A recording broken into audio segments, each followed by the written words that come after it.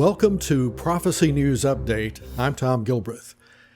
We're calling this program The Antichrist and COVID-19.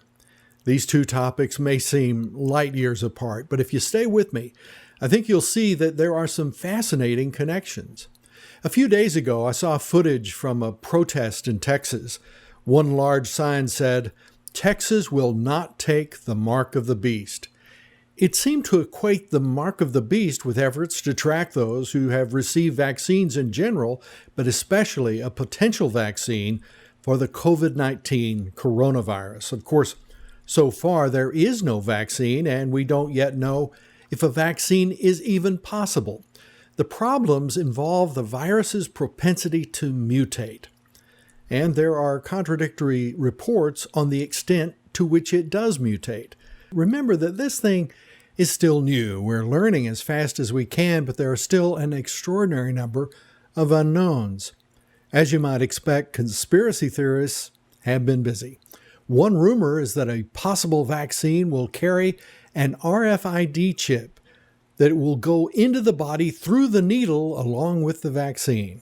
Some of those who think this believe that the chip will actually be the mark of the beast. But does that fit the Bible? After all, everything we know about the mark comes from the Bible. And the Bible makes it very clear that receiving the mark will be a clear choice. People will be deceived by the Antichrist. They will be deceived by Satan. But they won't be tricked, not like this. Whether or not a person takes a vaccine is a medical choice. Whether or not to receive the mark of the beast will be a moral choice. The two are very different. The Bible makes many mentions of Antichrist. The entire 13th chapter of Revelation focuses on him. It says that Satan gives the Antichrist his power. Verse 2 says, "And the dragon gave him his power and his seat and great authority." We know from Revelation 12:9 and elsewhere that the dragon is that old serpent called the devil and Satan. Verse 7 says, "And authority was given him over every tribe, tongue, and nation." Finally, the dream of those who built the Tower of Babel will be realized. A one-world government. Hitler, Lenin, Stalin, Napoleon, and so many others tried and failed. But for a little while, Antichrist will succeed. He will be given authority over everyone in the world. Revelation 13 also describes the false prophet. That's the Antichrist's partner in crime. The false prophet will cause people to worship Antichrist. He will perform what will look like miracles. He will be the one who causes all, both small and great, rich and poor, free and slave, to receive a mark on their right hand or on their foreheads, and that no one may buy or sell except one who has the mark or the name of the beast or the number of his name. Here is wisdom.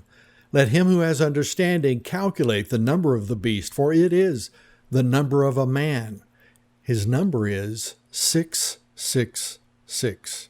These verses give us our primary understanding of the mark of the beast. With these verses in mind, let's look at the present course of the world and consider some possibilities.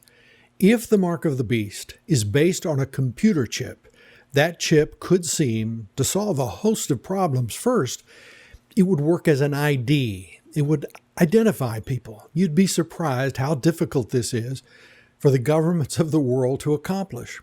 It would prevent identity theft. It would end computer viruses and hacking. Computers would not open without the chip, so anything done there would easily be traced to the person operating the computer. In one move, government would at least seem to end identity theft, computer fraud, and most terrorism. The chip would update bank account data in real time with every purchase or deposit. Taxes would be a snap, and there would be no more tax cheats. The advantages fall like ripe fruit in the hand. In the battle against a disease like COVID-19, it would be touted as a lifesaver. In our current battle, governments everywhere have shown a willingness to at least temporarily throw away concepts like privacy, freedom to assemble, freedom to travel between countries, states, cities, and even between our homes and places of work. We were told it was a choice of life or death. People are willing to give away a lot when they're afraid. Stan Rogers of Truth Central Worldwide said last week, amid the chaos and turmoil, the fast-moving facts and faster-moving lies is hidden the real danger of the coronavirus pandemic, the opportunity to change the world that a global panic presents. Initially, South Korea had more success battling the virus than the U.S. That's usually attributed to the CDC's early testing snafus. That's certainly part of it, but not all. They call their strategy trace, test, and treat.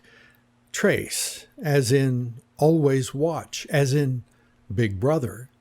According to Reuters, South Korea is using things like a smartphone tracking app for new airport arrivals, a smart city database of thousands of people infected by the new coronavirus and their contacts, electronic bracelets that track people breaking quarantine laws. Reuters says that the Korea Centers for Disease Control and Prevention, KDC, is being given real-time data feeds on patients, including their whereabouts, time spent at specific locations, CCTV footage, and credit card transactions. For a democratic government like South Korea to track its citizens in this way would have seemed unthinkable 2 months ago. Now it seems normal and prudent. But tracking those who tested positive is almost futile. You might test negative, then catch the disease an hour after taking the test. And most COVID carriers never take the test because they never show symptoms. Think of how much better it would be if you could mark people who are immune to the disease, either because they have recovered or because they have received a vaccine. In the long run, how can places with huge, tightly packed crowds, places like, say, Disneyland, operate in a COVID-19 environment? They could do so by allowing those who have received a vaccine to enter. But why stop there? Why not apply the system across the board? Why let children into a movie theater or into a church if they have not had, let's say, their measles vaccine? I do not believe for a second that the mark of the beast will be slipped into a vaccine, but I can imagine keeping track of those who have been vaccinated and those who haven't as a major selling point for chipping every person in the world. These are just a few of the many, many reasons the world will think it needs a mark of the beast system. People are working on these technologies right now. Who knew it would come to this? God did. And He told us about it in His Word. If you watch this program on YouTube, please consider subscribing. On Facebook, if you want to be notified when each program is posted, be sure to follow Prophecy News Update. And if you feel like it might interest someone else, you can always pass it on. Saying please like the program sounds kind of weird, but I'm told that likes help us reach more people. So on Facebook or YouTube, please consider hitting the like button. I really appreciate your help. And God willing, I'll see you soon.